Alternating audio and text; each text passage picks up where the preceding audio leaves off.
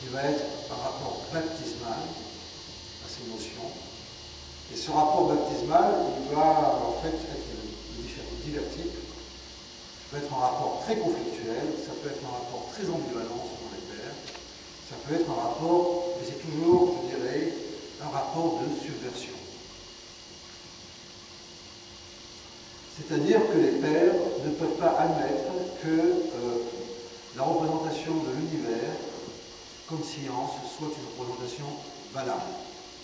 Et pour la simple et bonne raison, c'est qu'il y a là le primat biblique de la révélation, n'est-ce pas? Si l'homme s'institue en autonomie, il réédite la faute du jardin d'Éden, il se croit sourd de lui-même alors qu'il n'est pas sourd de lui-même, il se croyant sourd de lui-même, il meurt de sa propre mort, puisqu'il n'a plus de réception de la vie. De la même façon, le monde grec et la représentation scientifique que les Grecs donnent du monde est incapable de penser l'origine. Parce que pourquoi? Parce que l'homme est incapable de penser l'origine. Ce n'est pas l'homme qui pense l'origine, c'est l'origine qui pense l'homme. Et il faut que l'origine se manifeste, se révèle, qu'il y ait de l'inouï pour que l'homme finisse par obtenir un rapport avec cette notion d'origine. Je ferai une parenthèse parce que je reviendrai tout à l'heure.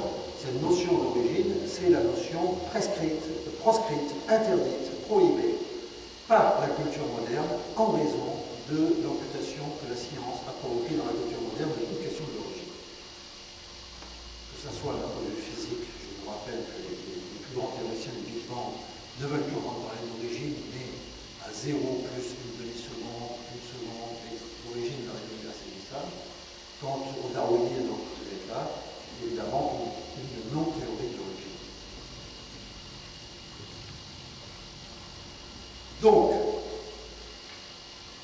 Donc, ce que je veux dire, c'est que chez les pères, lorsqu'il y a une apologie du logos, liée évidemment au logos, au seul logos éternel qui est le Christ, il y a en fait toujours un détournement des catégories grecques. J'en prendrai comme exemple le fait que les pères cassent radicalement le modèle antique d'un temps cyclique pour y substituer non pas un temps linéaire, même pas un temps messianique, ça sera en Occident en tout cas, mais la notion de présence eschatologique du royaume dans le présent, toujours à venir et déjà arrivé. Donc mutation complète de la conception du temps. Pour ce qui est de l'anthropologie, on assiste, et toujours, encore une fois, c'est toujours, parfois, c'est tel ou tel père, il y aura des problèmes, parce que tel ou tel père ne va pas arriver complètement à cette subversion, mais évidemment la subversion du dualisme anthropologique. Originel, la condamnation de l'origénisme, de ce point de vue-là, sera toujours. Donc, on peut la déification qui apporte un bouleversement radical qui va aboutir à la grande synthèse de Maxime le Confesseur. Et s'il y a aujourd'hui un héritage de parole orthodoxe, pour moi, elle se situe là. C'est une parole orthodoxe qui va se défiler contre l'autre chemin que va prendre l'Occident et qui est que très vite, pour dire les choses très simplement, ce n'est pas la raison qui définit l'homme et qu'il est une expérience réelle de Dieu qui n'a rien à voir avec les connaissances rationnelles. Tout l'Occident moderne se caractérise au contraire par la définition de l'homme à partir de son autonomie rationnelle, soit qu'on considère que cette autonomie rationnelle est fondée dans les pensées divines comme Descartes, soit qu'on pense qu'elle est pensée dans la réalisation de la raison à travers l'histoire comme chez Hegel, soit qu'on pense que c'est cette autonomie de pensée qui se crée elle-même et qui crée le monde perpétuellement, comme le pensent les déconstructionnistes actuels, ou les artificialistes, ou les autres.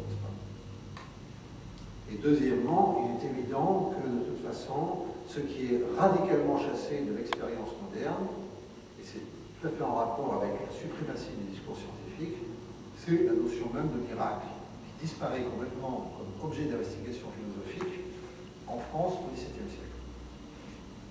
Le miracle est renvoyé à la sociologie religieuse, à la psychologie de la superstition, mais il n'est plus un objet de pensée. Le dernier qui cherche à le penser, c'est Pascal, comme objet de pensée. Alors que le miracle est seulement un objet de pensée.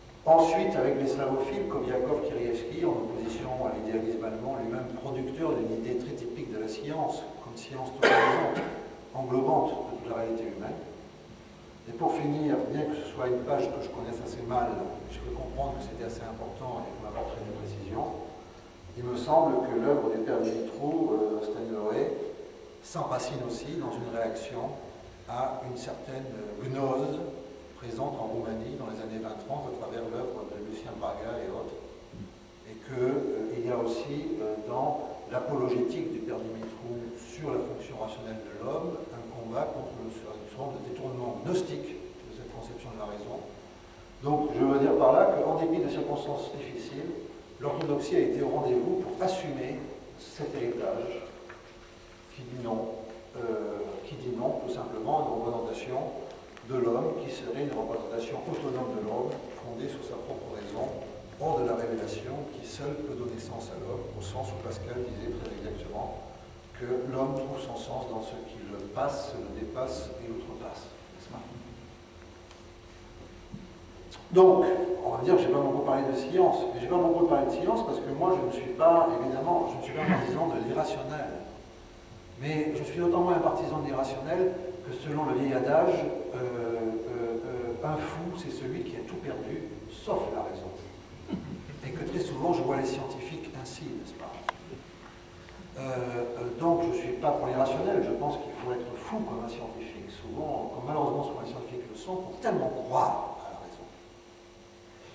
Donc, et que l'irrationalité est en fait de leur côté. Pas l'irrationalité au sens où elle l'entend, mais au sens du logos, n'est-ce pas? Et je constate simplement que le XXe siècle aura été un siècle épouvantable parce qu'on passera 1000 ans à m'expliquer que c'était des détournements qui n'avaient rien à voir avec la science, mais qu'on a vu la biologie se vérifier dans le laboratoire d'Auschwitz, la physique se vérifier dans l'explosion d'Hiroshima, et la rationalité totale s'appliquer au goulag et au camp du communisme. Et qu'à chaque fois, il y avait une idéologie scientifique derrière.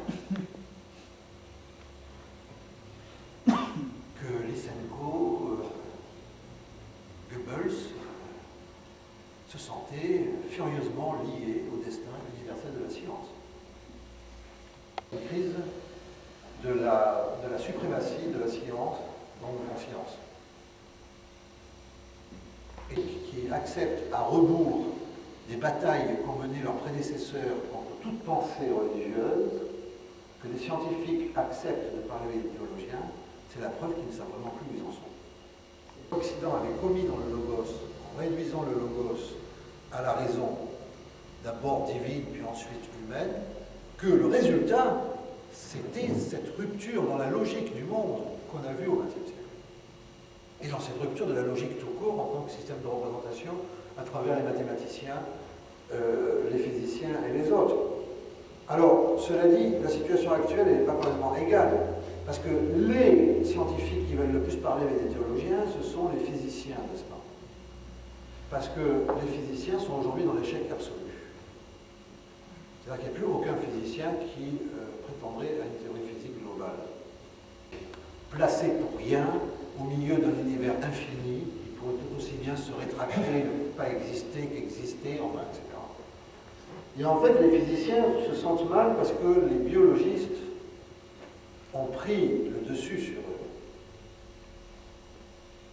Où ce discours scientifique est devenu la représentation que l'homme, dans sa forme de vulgate totale, est devenu la forme que l'homme moderne, désespéré, se fait de lui-même, fruit du hasard dans l'espace, fruit du hasard dans le temps.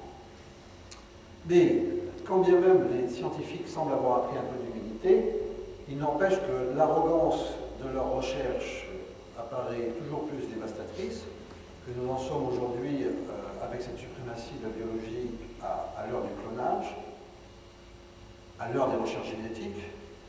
Et en fait, plus les certitudes des scientifiques sur eux-mêmes reculent, plus la maîtrise des sciences sur l'homme augmente. Ce qui veut dire qu'on a l'impression qu'en fait les scientifiques, et c'est peut-être ce qu'ils cherchent dans leur dialogue avec la théologie, cherchent une exonération morale par rapport aux terribles catastrophes dont ils savent mieux que quiconque qu'elles sont en train de se préparer sur le fait que la science elle-même est devenue folle et en quelque sorte inarrêtable. La culture mondiale qui est en train de naître de cette vulgate scientifique est évidemment en opposition radicale au christianisme, je dirais même que c'est son moteur le plus essentiel. Et en fait, il me paraît extrêmement dangereux de voir les scientifiques responsables de la vulgate de la pensée mondiale, de les voir en fait encourager une sorte de nouvelle gnose spiritualiste. Et je pense qu'en fait, c'est un des devoirs de la théologie orthodoxe de dénoncer la nouvelle gnose scientifique, de la même manière que les pères de l'Église, Irénée de Lyon en premier, dénonçaient les gnoses de leur temps. Et qu'il y a une forme de piège dans cette volonté de demander, de battre le rappel.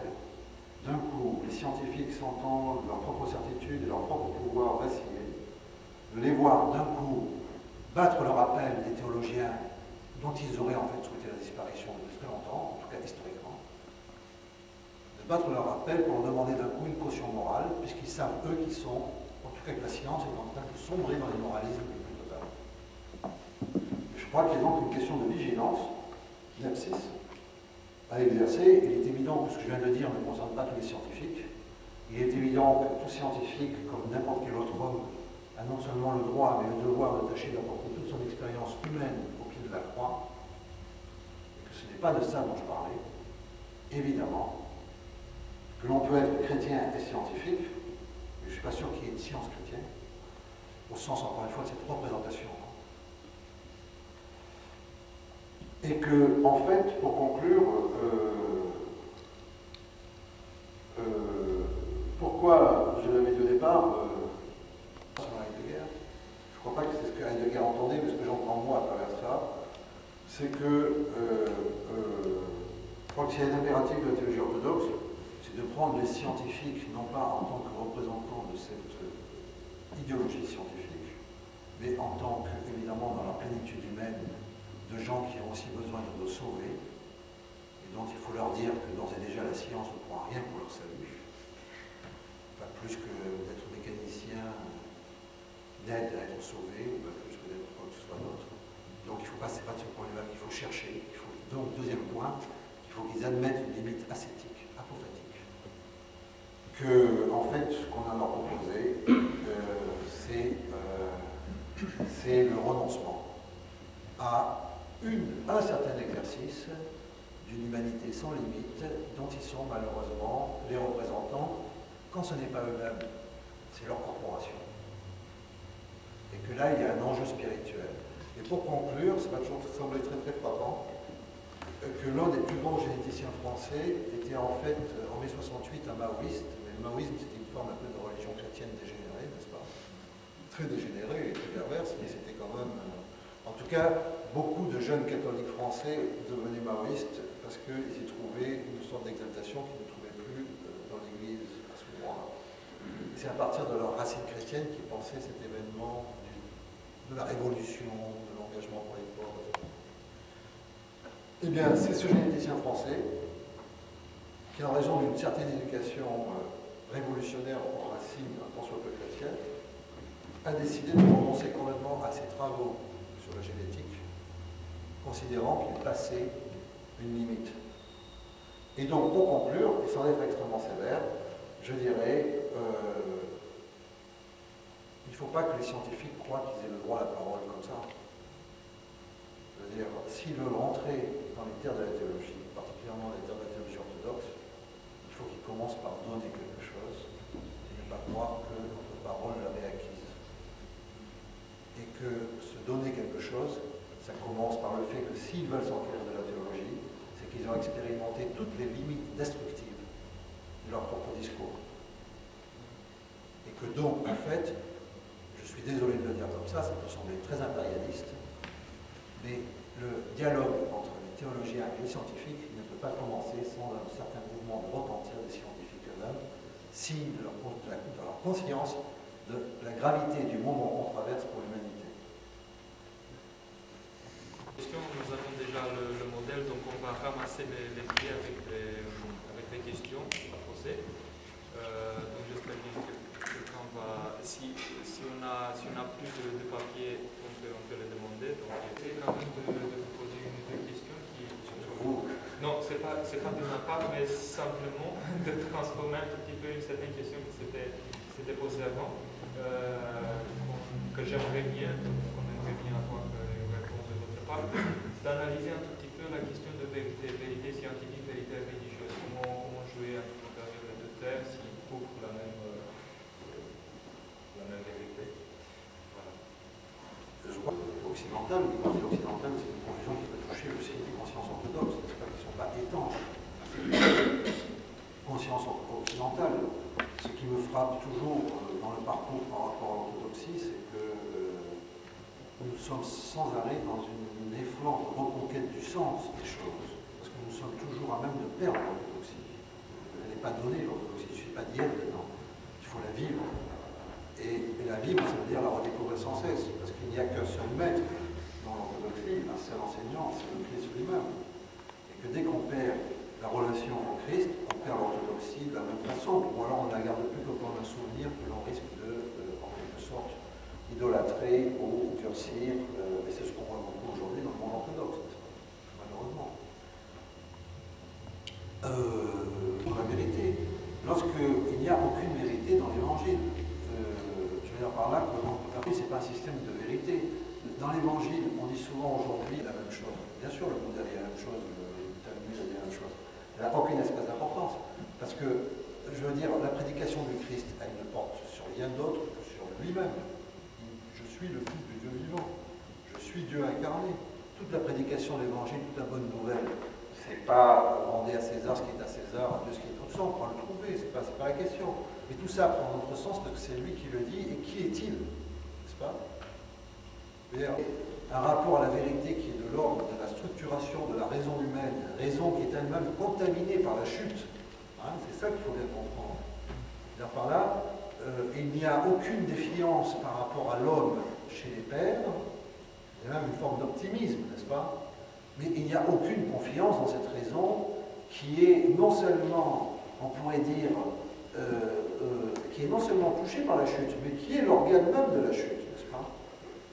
Ceux qui imaginent que la chute tient par exemple à la tentation de la chair, etc., c'est pas ça du tout. C'est quoi le péché d'origine? C'est l'homme qui se préfère source de lui-même plutôt que de trouver sa source en Dieu. Donc c'est un peu comme si vous avez un petit jouet électrique qui est branché, le jouet se débranche de l'électricité, il va connaître la mort. Il va se dire, il va s'arrêter d'avancer très vite, dès lors qu'il n'y aura plus, n'est-ce pas, cette énergie de vie. La raison, c'est ça. Il n'y a aucune raison de croire votre raison. Et le cœur, c'est cette antenne, n'est-ce pas? C'est ce vide, en fait. C'est cette capacité d'accueillir Dieu. Vérité historique. Si vous dites que le Christ est né en l'an 400 après Jésus-Christ, ça a peu de chance d'être une déclaration vraie. Mais le problème de la science, c'est que la science est fondée sur une idolâtrie de la vérité, de la raison humaine dans son autonomie, qui, je suis désolé, je veux dire, je ne vois pas comment on peut sortir de ça. Je sais, ça peut, je dis, peut sembler extrêmement primaire, extrêmement réactionnaire, extrêmement, je dirais, sans égard pour la science, sans amour pour les scientifiques, mais le discours de la science, tel qu'il s'institue en Occident et de la gagne le monde, historiquement, c'est un discours qui prétend à la vérité, sur tout, y compris sur ce qui échappe radicalement à cette notion scientifique de la vérité, à savoir la révélation. Et effectivement interrogé par Rome, parce que ce qu'il disait avait l'air très curieux quand même, n'est-ce pas? Mais il était en liberté, il n'était pas torturé, il continuait ses recherches. Donc, cette espèce de manière dont la science veut imiter la religion, veut se constituer en religion nouvelle de l'humanité, en ayant ses propres martyrs, ses propres temples, ses propres rites, et ses propres saints et thaumaturges, généticiens étant les thaumaturges absolus de la religion scientifique moderne. Cette façon qu'a, cette caricature de religion qu'est le discours de la science, je ne vois pas comment on peut s'accorder avec.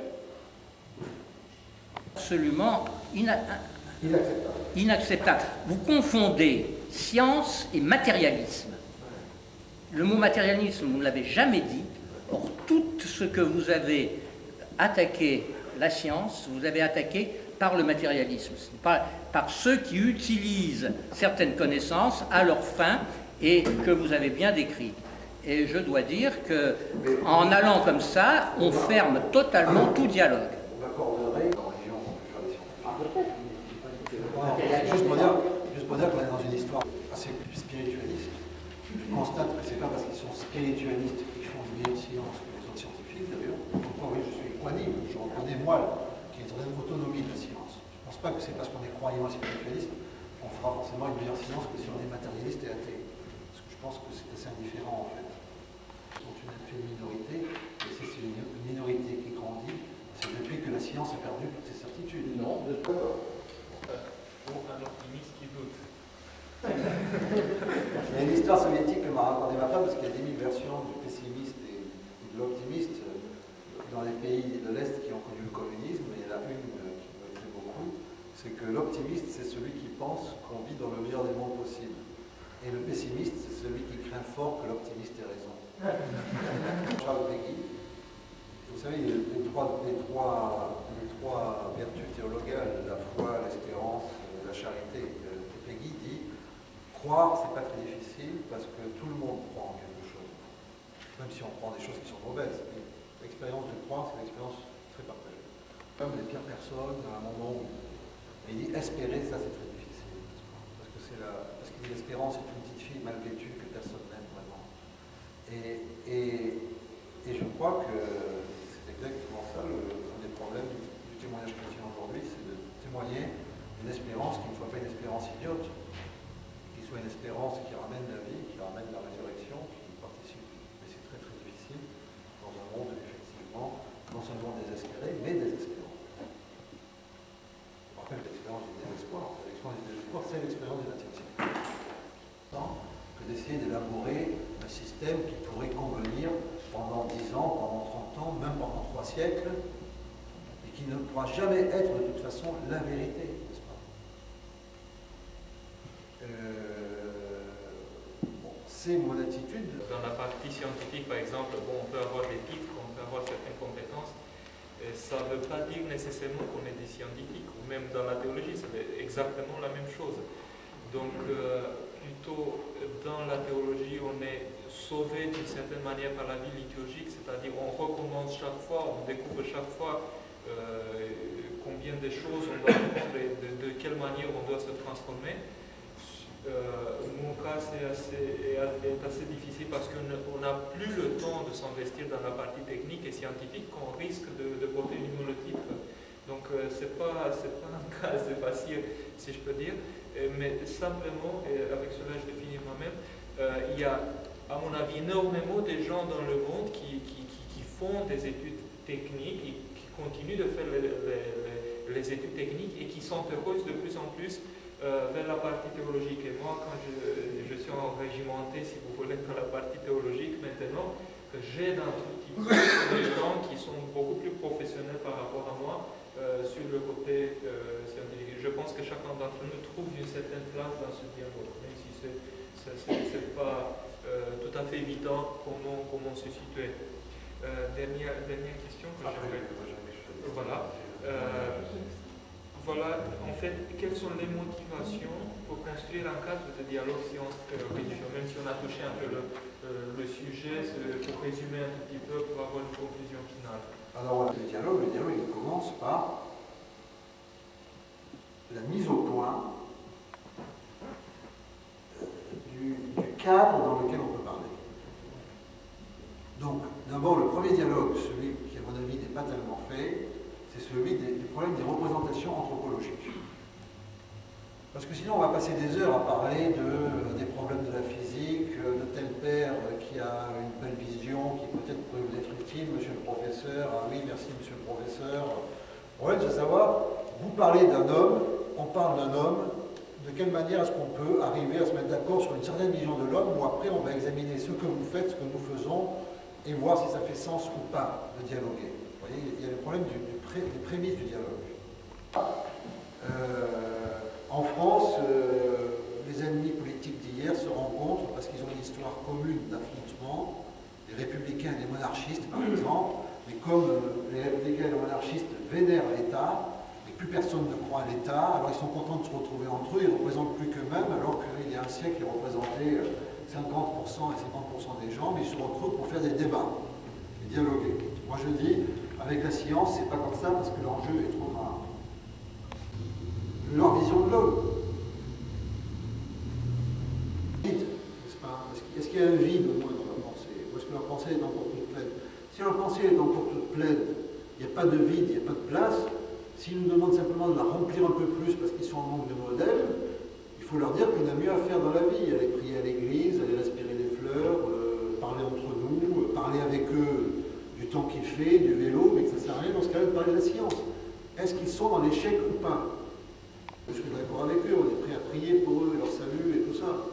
Mais est-ce qu'ils sont déjà au moins dans cette première démarche sans laquelle ça ne sert pas à grand-chose, déjà la fragilité, du manque. Vous voyez, toute l'histoire chrétienne, c'est une histoire, toutes les religions mettent comme personnage principal le sage, le saint, l'homme supérieur, le juste, n'est-ce pas? Y compris le judaïsme d'ailleurs, puisque dans le judaïsme, le personnage essentiel, c'est celui qui a compris la loi. Mais l'évangile, c'est une histoire où le personnage qui est central, c'est le pécheur. C'est celui qui monte sur l'arbre, c'est celui qui court, c'est celui qui demande d'être guéri. C'est celui qui dit « je n'y arrive pas par moi-même ». C'est celui qui se tourne vers Jésus parce qu'il dit « je n'y arrive pas ». Je suis dans l'horreur. Je ne vais pas m'en sortir. Le concordis final. Désolé. Voilà. Merci à vous et encore une fois, je veux remercier le Monseigneur et le Père Joseph, le Père Pascal.